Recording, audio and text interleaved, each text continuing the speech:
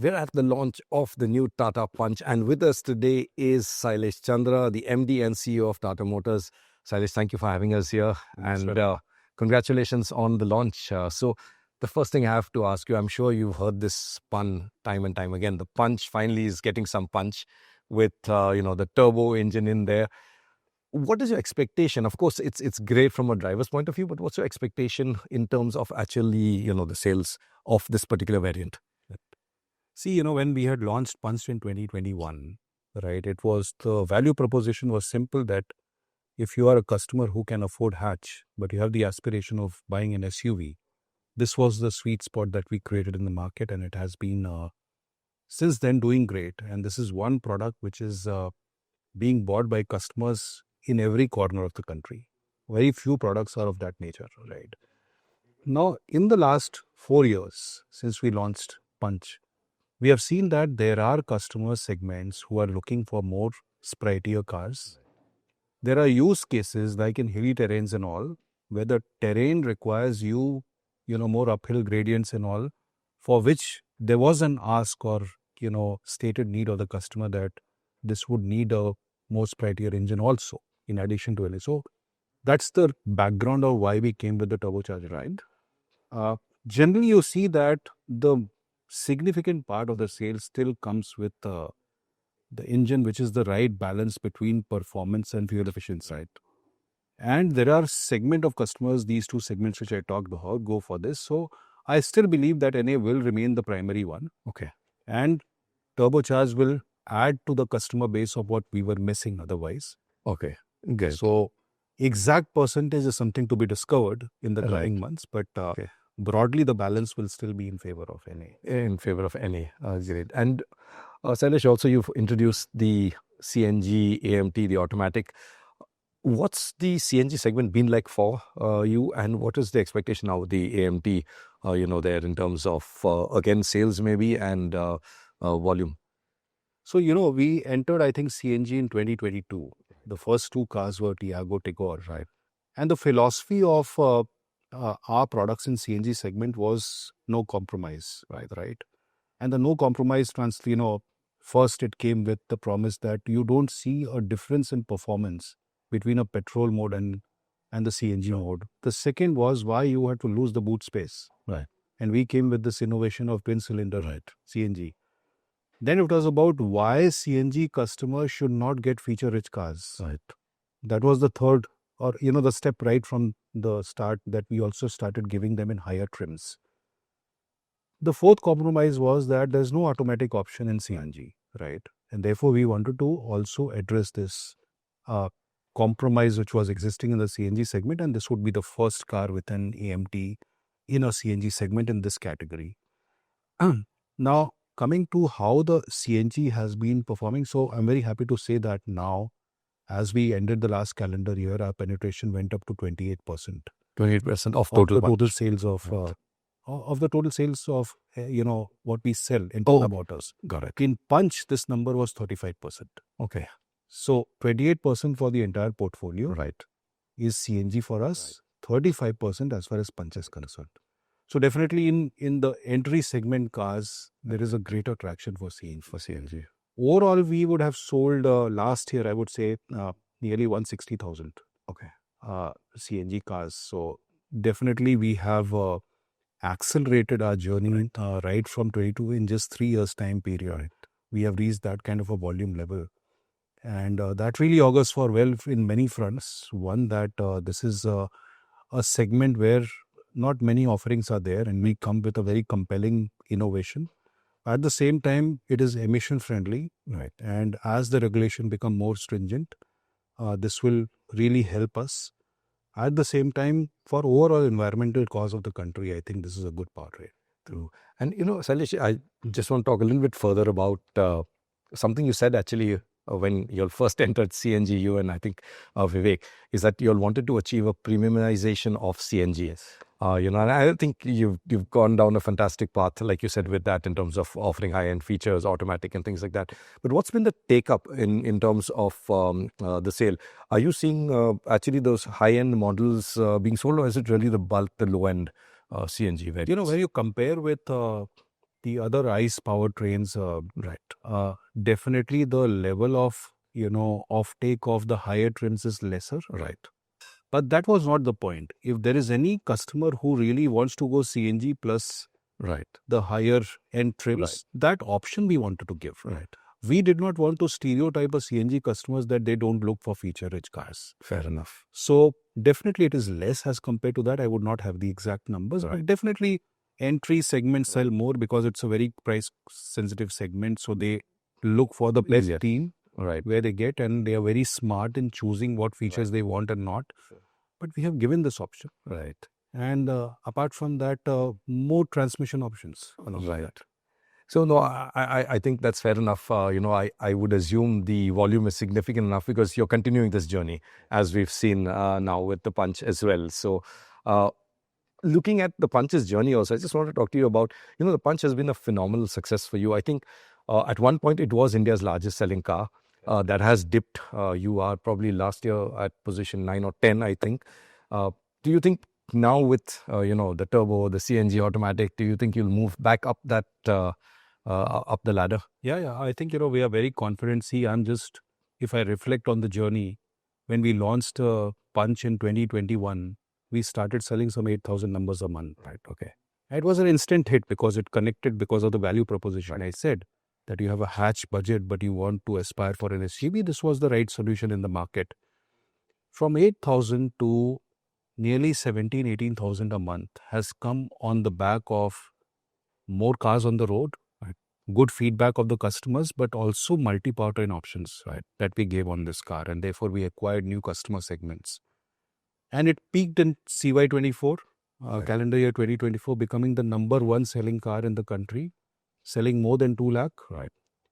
Last year, it came down to about 175,000. But if you really see from a retail perspective, it was still about 185, 190,000. So it's not very just slightly below. Right. Very different. Okay. It has still continued to appear in the top 10. But there were 2-3 things which happened. One is there was a significant pressure in the first 8 months on the entry cars. Okay. Yeah. Right. And you are very well aware that entry segment was the most hit. Before the GST. And therefore, Punch was a recipient of that trend, a larger trend which was going on. But also the rumor was rife in the market that there is a facelift coming for literally 6 months of the second half. But I think it significantly offset both of these two issues which were impacting the sales of Punch after the GST 2.0. Because the extent of price increase which got reduced, a lot of hatch buyers possibly would have moved to Punch because Punch has been the big beneficiary after 2.0, and we have hardly left with any inventories on Punch as we exited December 24. That's why I say the retail is higher than the offtake. Right. Also, it is coming with additional options. Right. It is going to acquire new customers with the turbocharged version as well as the AMT of CNG. So, quite confident that now it should start hitting the next peak. Okay. Yeah. So this isn't a sort of slight correction to stem a drop. You're saying this will actually push it further higher? Yes. At first I don't believe that it was a drop because it was because of the larger trend and anticipation that a new Punch is going to come. Right. The last quarter has shown the power of Punch that despite those rumors being rife, it still was left with no inventory at the end of December. In terms of the feature enrichment that you have done now on the ICE powertrain, in terms of the screens, you've got a 360-degree camera and things like that. Where do you see this journey going in terms of feature enrichment? How, because the pricing is also something you have to balance in this segment. Like we've seen, I think you've gotten a lot of features from the Nexon, short of maybe, let's say, ADAS, which, again, pricing. So how far do you think this journey can go in terms of pricing? Yeah, it's a at times you find the situation very conflicting because there's a whole new generation which is living in a world of digitalization, right? Very digital savvy and is looking for these kind of features in the car as a integral part of their lifestyle, right? So there's this screen requirement which is also coming because of Gen Y, Gen Z, but there is also simplicity which is also driving the design of cars, and less screens, less technology should not become too intrusive on you. So these are two very paradoxical things, which very different kind of customers looking for very different things. And therefore, let's take for example, Sierra, while we have given 3 screens, we've also given option to those customers who don't want to go for the screens. So you will see that over a period of time, I believe that thing will be moving more towards simplicity. Okay. As we are seeing in many technology gadgets and all.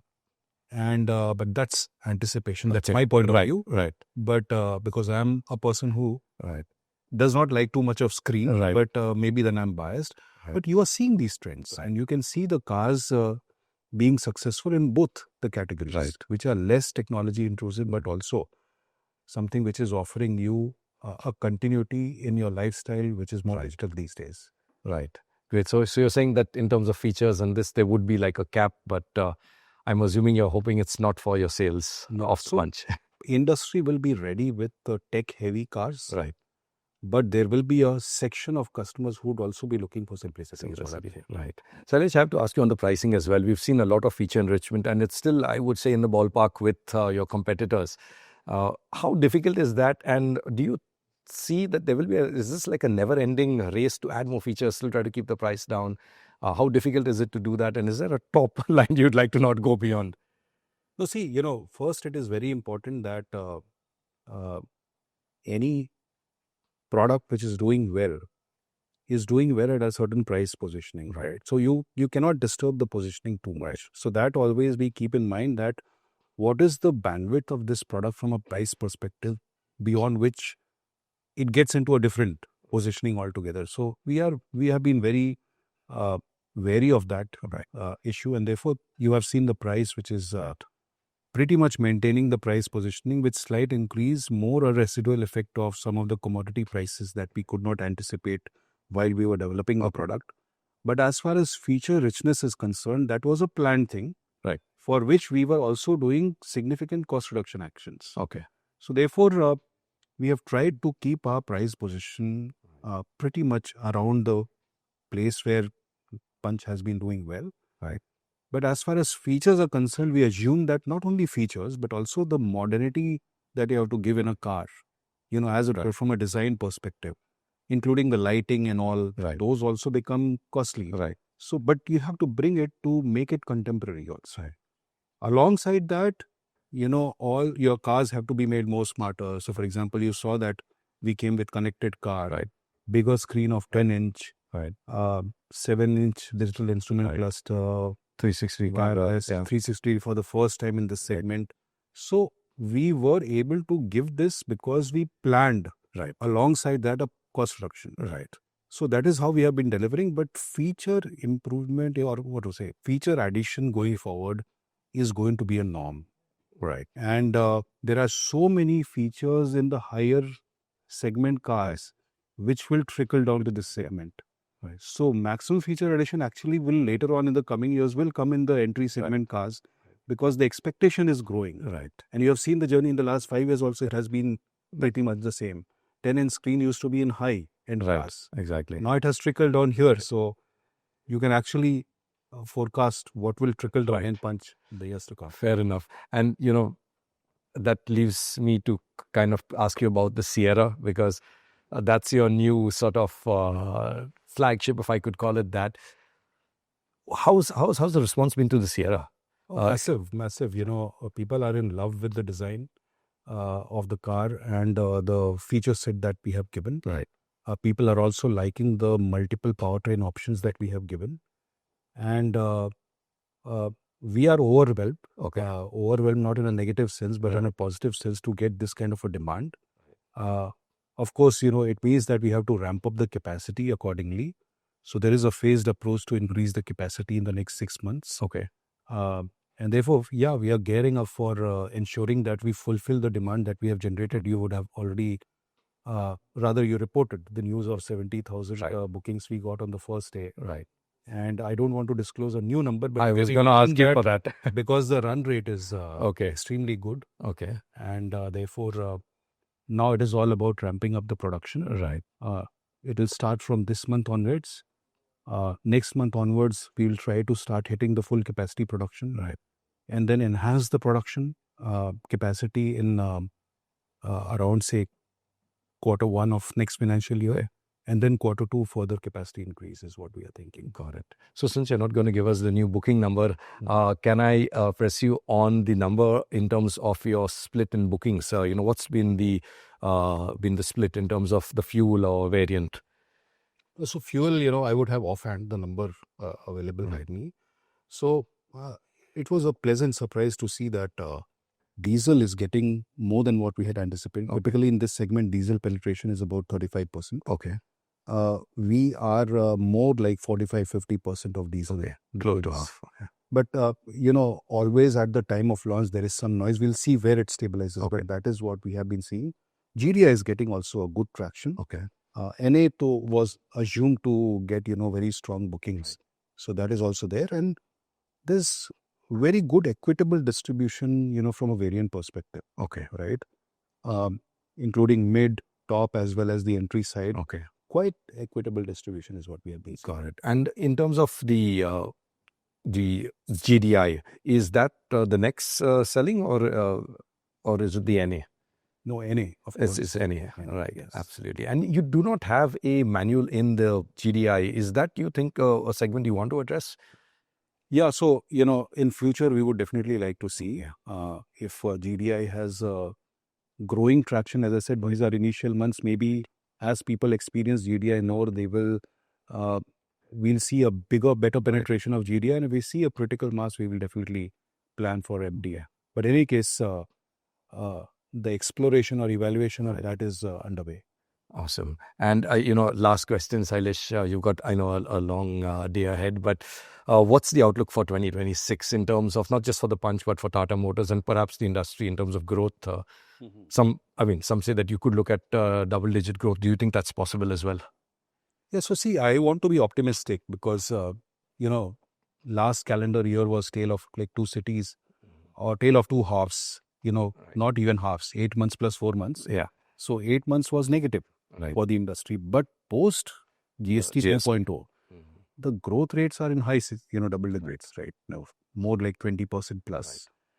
And I don't see a reason why this should slow down. It might slow down, of course, but still I believe that double-digit growth is quite possible. I would even risk guessing it a bit, maybe 10% plus minus 2% growth rate. I clearly see that happening. From our perspective, as far as Tata Motors is concerned, it's an intense launch year for us. So this is the peak of product cycle for us also. So we clearly see an industry-beating growth for us. So, Shailesh, does that mean you'll take number 2 position? You're just behind there at the 3rd spot right now, right? Okay, so, few hints I have already given. One, that I'll be industry-beating. Right. What will be the consequence of that, we'll have to see. But Q3 of this financial year, we were number 2 in Vahan already. Right. Okay. And with strong, product cycle now hitting us, where Sierra volumes get added and all, there's no reason not for us to aspire for being number 2. But we are not obsessed about it. Okay, let me frankly tell, because we are more obsessed about every product in our portfolio being in the top 2 or top 3 in their respective segments. I think that is the obsession that, Awesome, great. So all the very best for that, Shailesh, and thank you for having us here today. My pleasure. Thank you so much.